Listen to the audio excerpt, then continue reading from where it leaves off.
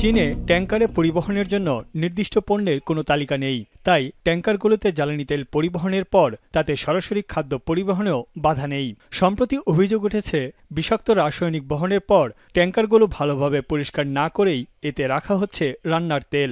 দেশটির রাষ্ট্র পরিচালিত সংবাদ মাধ্যম বেইজিং নিউজের এমন প্রতিবেদনে সমালোচনার ঝড় উঠেছে।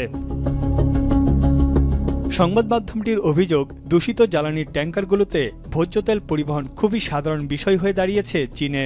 ভোজ্য তেলের এই দূষণ কেলেঙ্কারিতে নাম উঠে এসেছে চীনের বড় বড় কোম্পানির।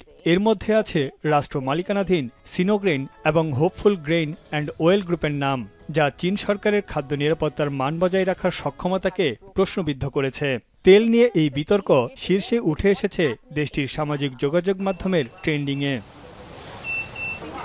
খাদ্য নিরাপত্তা নিয়ে এখন শঙ্কায় জনগণ। অনেকেই এই ঘটনাকে 2008 সালের সানলো গুঁড়া দুধ কেলেঙ্কারির সঙ্গে তুলনা করেছেন। উচ্চমাত্রার রাসায়নিক মেলামাইন মিশ্রিত দূষিত গুঁড়া দুধ পান করে মারা গিয়েছিল 6 জন এবং অসুস্থ হয়ে পড়েছিল প্রায় 3 লাখ শিশু। সরকারের পক্ষ থেকে দ্রুত পদক্ষেপ নেওয়ার দাবি জানিয়েছে চীনের সাধারণ মানুষ।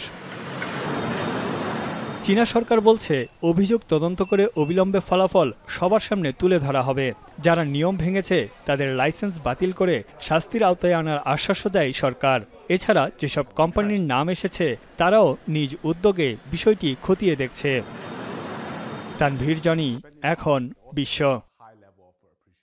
250টিরও বেশি ডিজাইন অপশন নিয়ে ওয়ালটন স্মার্ট ফ্রিজ, বোঝে আপনার প্রয়োজন।